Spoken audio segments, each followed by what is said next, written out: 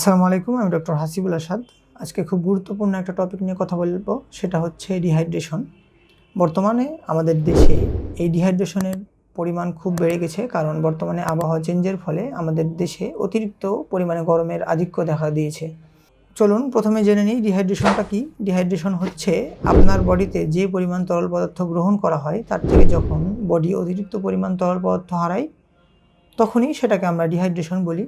ডিহাইড্রেশনের ফলে আমাদের বডি ঠিকমতো কাজ করতে পারে না, যার ফলে আমরা ডিহাইড্রেশনে ভুগি এবং বিভিন্ন রকমের লক্ষণ আমাদের বডিতে দেখতে পাওয়া যায়। এই ডিহাইড্রেশনের ফলে সাধারণ কিছু লক্ষণ দেখতে পাওয়া যায় বডিতে, এবং কোনো সময় খুব গুরুতর দুর্ঘটনা পর্যন্ত এই ডিহাইড্রেশনের ফলে ঘটতে পারে।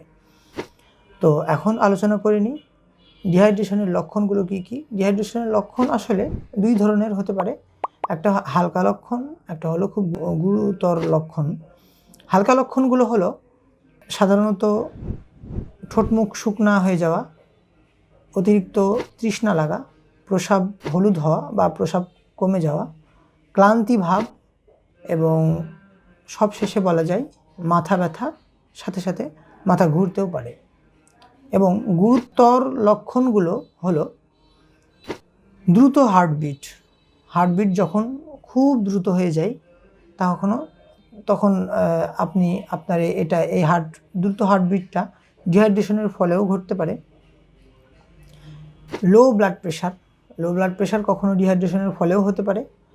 এবং আরেকটা যেটা লক্ষণ খুব বেশি দেখতে পাওয়া যায়, যে কোনো সময় বিরক্তিভাব চলে আসে মানুষের মধ্যে, এবং শেষ পর্যন্ত রোগী অজ্ঞান পর্যন্ত হতে পারে। তো এই পর্যায়ে আলোচনা করব যে কী কারণে আমাদের ডিহাইড্রেশন হতে পারে। ডিহাইড্রেশনের অনেকগুলো কারণের মধ্যে কিছু গুরুত্বপূর্ণ কারণ হচ্ছে যে ডিহাইড্রেশন আমাদের গরম আবহাওয়ার মধ্যে যদি আমরা অতিরিক্ত পরিমাণে থাকি, এবং গরম আবহাওয়ার মধ্যে যখন আমাদের বডি থেকে ঘাম খুব বেশি পরিমাণে বের হয়ে যায়, তখন আমরা ডিহাইড্রেশনে ভুগতে পারি। অতিরিক্ত ব্যায়ামের সময় যখন আমাদের বডি থেকে অতিরিক্ত পরিমাণ ঘাম বের হয়ে যায়, তখন আমাদের ডিহাইড্রেশন হতে পারে। ডায়রিয়া এবং বমি যদি আমাদের হয়, তাহলে আমাদের এই ডিহাইড্রেশন হতে পারে। ডিহাইড্রেশন হওয়ার আরও একটি খুবই গুরুত্বপূর্ণ কারণ হচ্ছে জ্বরের সময় আমাদের বডি অতিরিক্ত পরিমাণে পানি হারায়, সে সময় আমাদের ডিহাইড্রেশন হতে পারে। এবং পর্যাপ্ত পরিমাণ পানি পান না করলে আমাদের অবশ্যই ডিহাইড্রেশন তো হবেই, এটা আর বলার অপেক্ষা রাখে না। এখন আলোচনা করা যাক যে হোমিওপ্যাথিক ট্রিটমেন্ট কি হতে পারে। হোমিওপ্যাথিক ট্রিটমেন্ট আসলে, যদি ঘামের কারণে ডিহাইড্রেশন হয়, তাহলে আমাদেরকে চায়না অফিসিনালিস যে মেডিসিনটা আছে, সেই মেডিসিনটা ব্যবহার করতে পারি। ডিহাইড্রেশনের সাথে যদি বমি এবং অস্থিরতা ভাব থাকে, আর্সেনিক অ্যালবাম আমরা ব্যবহার করতে পারি। এছাড়াও নেট্রামিউর, ব্রায়োনিয়া সহ আরও অনেক ধরনের মেডিসিন আমরা ডিহাইড্রেশনে ব্যবহার করতে পারি। পরবর্তী যেই আলোচনাটা, সেটা হচ্ছে প্রতিরোধ। আমাদেরকে অবশ্যই মনে রাখতে হবে, prevention is better than treatment. প্রতিরোধ অবশ্যই চিকিৎসার থেকে উত্তম, সেজন্য আমাদেরকে চিকিৎসা করার থেকে প্রতিরোধ গড়ে তুলতে হবে। প্রতিরোধ গড়ে তোলার জন্য আমাদের প্রথমেই যেই পদক্ষেপটা নিতে হবে, সেটা হচ্ছে পর্যাপ্ত পরিমাণে পানি পান করতে হবে। আমরা যারা গরম আবহাওয়ায় থাকি এবং অতিরিক্ত পরিশ্রম করি, তাদেরকে সারাদিনে অবশ্যই 8 থেকে 10 গ্লাস পানি পান করতে হবে।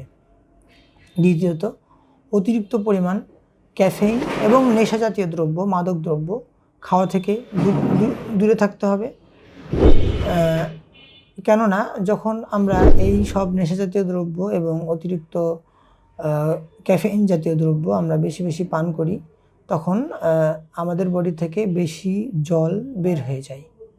আরেকটি প্রতিরোধ আমরা যেভাবে গড়তে পারি, সেটা হচ্ছে যে ব্যায়ামের আগে এবং ব্যায়ামের পরে রিহাইড্রেটেড হয়ে যাওয়া।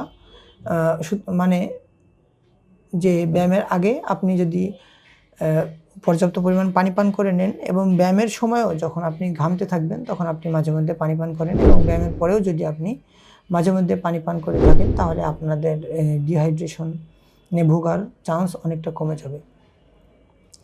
আরেকটি ব্যবস্থা আমরা করতে পারি, সেটা হচ্ছে যে হাইড্রেটেড খাবার খাওয়া, প্রচুর পরিমাণে তরল জাতীয় খাবার খাওয়া, ফলের মধ্যে তরমুজ, শসা, কমলা, কলা এই জাতীয় ফলগুলো আমরা খেতে পারি এবং খাবার দাবার মধ্যে আমরা স্যুপ জাতীয় খাবার বেশি খেতে পারি। সাথে সাথে আমরা মাঝে মধ্যেই শরবত খেতে পারি, তবে শরবতগুলোর মধ্যে চিনি ব্যবহার করা এটা অস্বাস্থ্যকর। আমরা শরবত অল্প একটু লবণ, একটি লেবু এবং 1 গ্লাস পানির সাথে মিশিয়ে আমরা খেয়ে নিতে পারি। তো এবার চলে যাই যে কোন সময় আমাদের একজন ডাক্তারের শরণাপন্ন হওয়া উচিত। যখন এই প্রতিরোধ ব্যবস্থাগুলো নেওয়ার পরেও আপনি ঠিকমতো সুস্থ থাকতে পারছেন না এবং মাঝে মধ্যেই ডিহাইড্রেশনে ভুগছেন, তখন অবশ্যই একজন ডাক্তারের শরণাপন্ন হওয়া উচিত এবং ডাক্তারের কাছে সঠিকভাবে ট্রিটমেন্ট নিয়ে আপনার সুস্থ হওয়া উচিত। তো আশা করি ভিডিওটি ভালো লেগেছে। পরবর্তী ভিডিও দেখার আগ পর্যন্ত সকলে ভালো থাকবেন, সুস্থ থাকবেন। আসসালামু আলাইকুম।